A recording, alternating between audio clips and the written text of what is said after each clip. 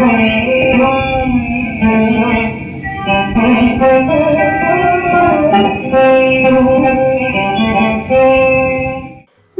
आप सभी का। आज प्रस्तुत करती हूँ निर्मला उपन्यास का 6वां अध्याय। उस दिन अपने प्रगाढ़ प्रणय का सबल प्रमाण देने के बाद मुंशी तोताराम को आशा हुई कि निर्मला का मर्मस्थल पर मेरा सिक्का जम जाएगा, लेकिन उनकी यह आशा लेस मात्र भी पूरी न हुई, बल्कि पहले तो वह कभी कभी उनसे हंसकर बोला भी करती थी। अब बच्चों ही के लालन पालन में व्यस्त रहने लगी। जब घर आते तो बच्चों को उसके पास बैठा पाते, कभी देखते कि उन्हें नहला रही है, कभी कपड़े पहना रही है, कभी कोई खेल खेल रही है, कभी कोई कहानी कह रही है। निर्मला का तिसरित हृदय प्रणय की ओर से निराश होकर इस अवलंब ही को ही गनीमत समझने लगा। तोताराम के साथ हंसने बोलने से जो उसे संकोच, अरुचि तथा जो अनिच्छा होती थी, यहाँ तक कि वह उठकर भाग जाना चाहती थी, उसके बदले बालकों के सच्चे सरल स्नेह से चित्त प्रसन्न हो जाता था। पहले मनसाराम उसके पास आते हुए झिझकता था, लेकिन अब कभी कभी आ बैठता है। वह निर्मला का हमसीन था, लेकिन मानसिक विकास में 5 साल छोटा। हॉकी और फुटबॉल ही उसका संसार था। एक हरे बदन का चेहरा, सुंदर, हंसमुख, लज्जनशील बालक था। उसका घर से केवल भोजन का नाता था, बाकी सारे दिन न जाने कहाँ घूमा करता।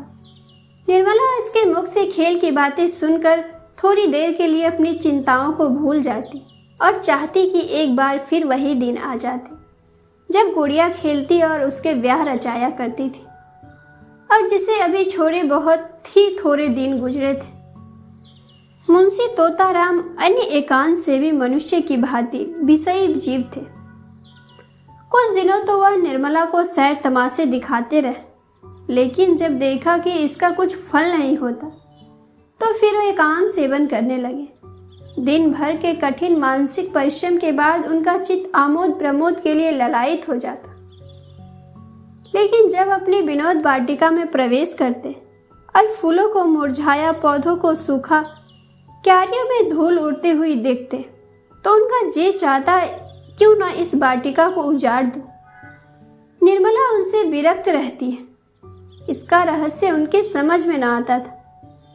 दंपत्ति शास्त्र के सारे मंत्रों के परीक्षण कर चुके थे, पर मनोरथ पूरा न हुआ। अब क्या करना चाहिए यह उनकी समझ में न आता था। एक दिन वह इसी चिंता में बैठे हुए थे कि उनके सहपाठी मित्र नयन सुखराम आकर बैठ गए और सलाम बलाम के बाद मुस्कुराकर बोले, भाई आजकल तो खूब गहरी छंती होगी, नई बीबी का आलिंगन करके जवानी का मजा आ जाता होगा। बड़े भाग्यवान हो भाई, रूठी हुई जवानी को मनाने का इससे अच्छा कोई उपाय नहीं कि नया विवाह हो जाए। यहाँ तो जिंदगी बवाल हो रही है। पत्नी जी इस बुरी तरह चिमटी है कि किसी तरह पिंड ही नहीं छोड़ती। मैं तो दूसरी शादी का फिक्र में हूँ, कहीं डॉल हो तो ठीक ठाक करा दो। दस्तूरी में एक दिन तुम्हें भी उसके हाथ के बने पान खिला देंगे। तोताराम ने गंभीर भाव से कहा, कहीं ऐसे हिमाकत न कर बैठना, नहीं तो पछताओगे। लौंडियों तो लौंडों से ही खुश रहती है। हम तुम अब उस काम के नहीं रहे। सच कहता हूँ, मैं शादी करके पछता रहा हूँ। बुरी बला गले पड़ी। सोचा था 2-4 साल और जिंदगी का मजा उठा लूं, पर उल्टी आते गले पड़ी। नयन सुखराम, तुम क्या बातें करते हो? लौंडियों को पंजों में लाना क्या मुश्किल बात है? जरा सैर तमाशे दिखा दो, उसके रंग रूप के तारीफ कर दो, बस रंग जम गया। तोताराम, यह सब कर धर के हार गया भाई।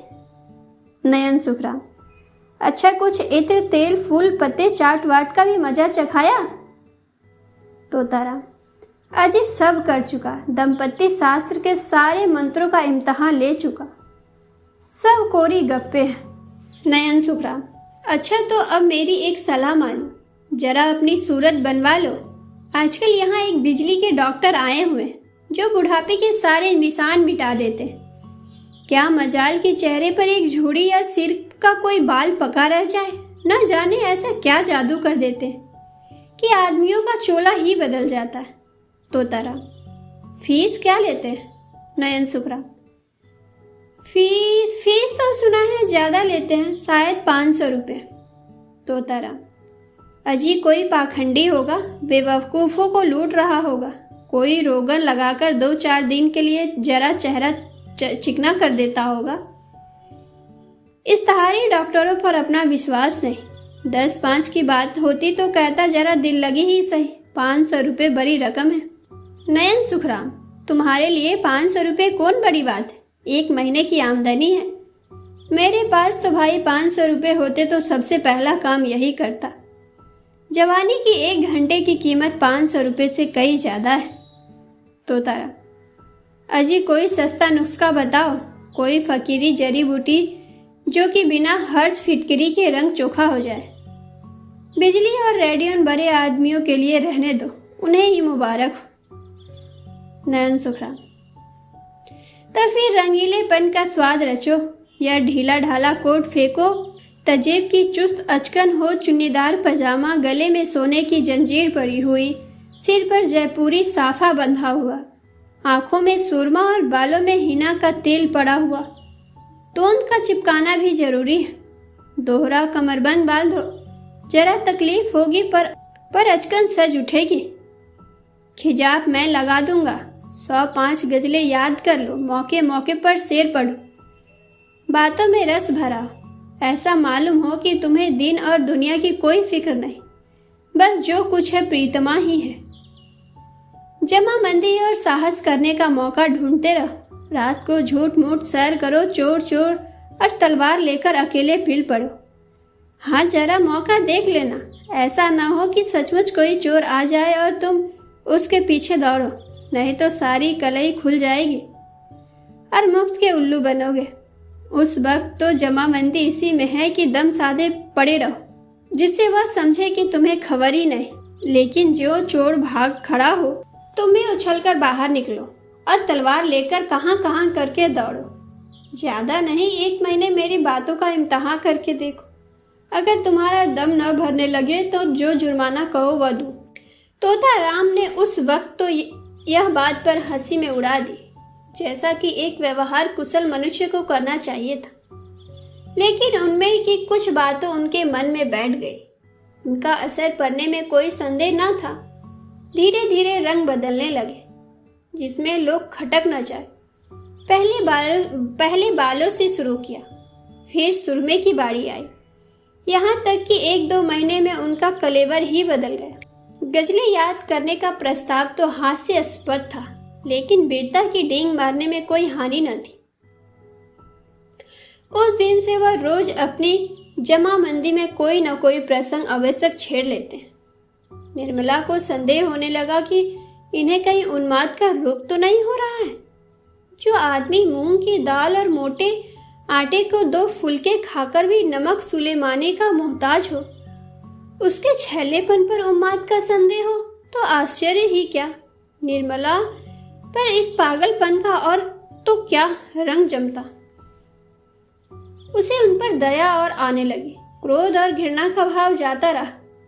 क्रोध और घृणा उस पर होती है जो अपने होश में हो, परंतु ऐसा आदमी तो दया के ही पात्र है। वह बात बात में उनकी चुटकियां लेती, उनका मजाक उड़ाती, जैसे लोग पागलों के साथ किया करते हैं। हाँ, इसका ध्यान रखती थी कि वह समझ न पाए। वह सोचती बेचारा अपने पाप को प्रायश्चित कर रहा है। क्या सारा स्वांग केवल इसलिए तो है कि अपना दुख भूल जाऊं। आखिर अब भाग्य तो बदल सकता नहीं, इस बेचारों को क्यों जलाऊं। एक दिन रात के 9 बजे तोताराम बाके बने हुए सैर करके लौटे और निर्मला से बोले, आज 3-4 से सामना हो गया। मैं जरा शिवपुर की तरफ चला गया था। अंधेरा था ही। जो ही रेल की सड़क के पास पहुंचा, 2-3 आदमी तलवार लिए हुए न जाने किधर से निकल पड़े। यकीन मानो तीनों काले देव थे। मैं बिल्कुल अकेला, हाथ में सिर्फ यह छड़ी थी। उधर तीनों तलवार बांधे हुए होश उड़ गए। उलझ गया कि जिंदगी की यही तक साथ था। मगर मैंने भी सोचा मरना ही है तो वीरों के ही मौत क्यों न मरूं। इतने में एक आदमी ने ललकार कर कहा, रख दे पास जो कुछ हो और चुपके से चला जा। मैं छड़ी संभाल कर खड़ा हो गया और बोला, मेरे पास सिर्फ यह छड़ी है और इसका मूल्य एक आदमी का सिर है। मेरे मुंह से इतना निकला था कि तीनों तलवारें खींचकर मुझ पर झपट पड़े और मैं उनके बारों को छड़ी पर रोकने लगा। तीनों झल्ला झल्ला कर वार करते थे। खटाके की आवाज होती थी और मैं बिजली की तरह झपट पड़ता, उनके बारों को काट देता था। कोई 10 मिनट तक तीनों ने खूब तलवार का जोहर दिखाया, पर मुझ पर रेत तक न आई। मजबूरी यही थी कि मेरे हाथ में तलवार न थी। यही कहीं तलवार होती तो एक को भी जीता न छोड़ता। खैर, कहाँ तक व्याख्यान करूं। उस वक्त मेरे हाथों की सफाई देने काबिल थी। मुझे खुद आश्चर्य हो रहा है कि यह चपलता मुझ में कहाँ से आ गई।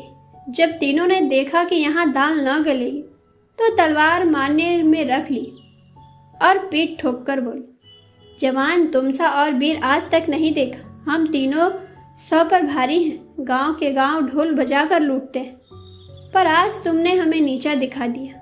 हम तुम्हारा लोहा मान गए। कहकर तीनों फिर नजरों से गायब हो गया। निर्मला ने गंभीर भाव से मुस्कुराकर कहा, इस छड़ी पर तो तलवारों की बहुत से निशान पड़े होंगे। मुंशी जी इस शंका के लिए तैयार न थे, पर कोई जवाब देना आवश्यक था। बोले, मैं बारों को बराबर खाली कर देता था।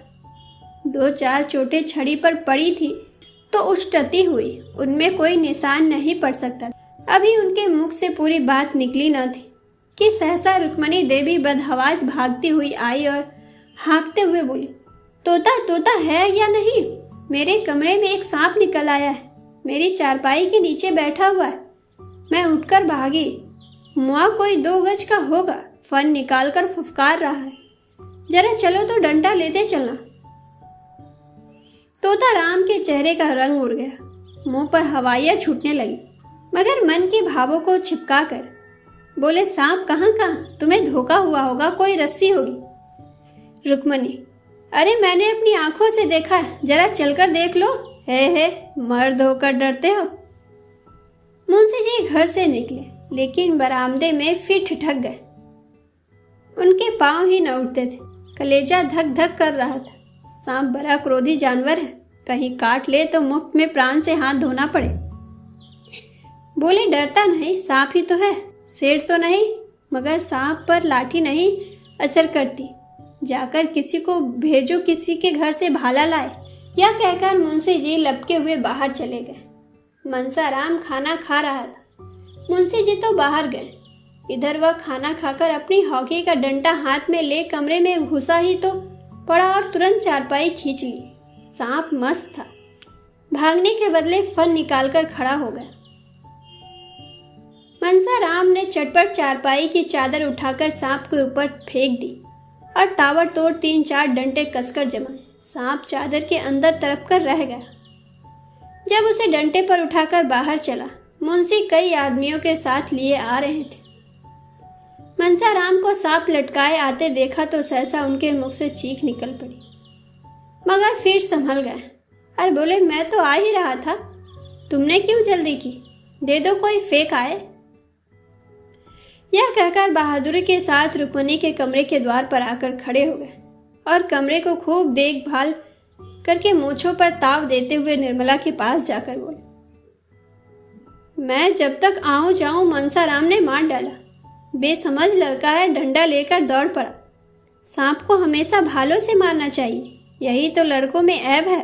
मैंने ऐसे ऐसे कितने सांप मारे, सांप को खिला खिला कर मारता हूँ, कितनों ही को तो मुट्ठी में पकड़कर मसल दिया है। जाओ भी देख ली तुम्हारी मर्दानगी। मुंशी जी झेप कर बोले, अच्छा जाओ, मैं डरपोक ही सही, तुमसे कुछ इनाम तो नहीं मांग रहा हूँ, जाकर महाराज से कहो खाना निकाले। मुंशी जी तो भोजन करने गए और निर्मला द्वार के चौखट पर खड़ी सोच रही, भगवान, क्या इन्हें सचमुच कोई भीषण रोग हो रहा है? क्या मेरी दशा और भी दारुण बनाना चाहते हो? मैं इनकी सेवा कर सकती हूँ, अपना जीवन इनके चरणों में अर्पण कर सकती हूँ, लेकिन वह नहीं कर सकती जो मेरे किए नहीं हो सकता। अवस्था का भेद मिटाना मेरे बस की बात नहीं। आखिर ये मुझसे क्या चाहते हैं? ओहो, समझ गई। यह बात पहले ही नहीं समझी थी, नहीं तो इनको क्या इतनी तपस्या करनी पड़ती, क्यों इतने स्वांग भरने पड़ते। क्रमशः आगे की कहानी अगले भाग में। धन्यवाद।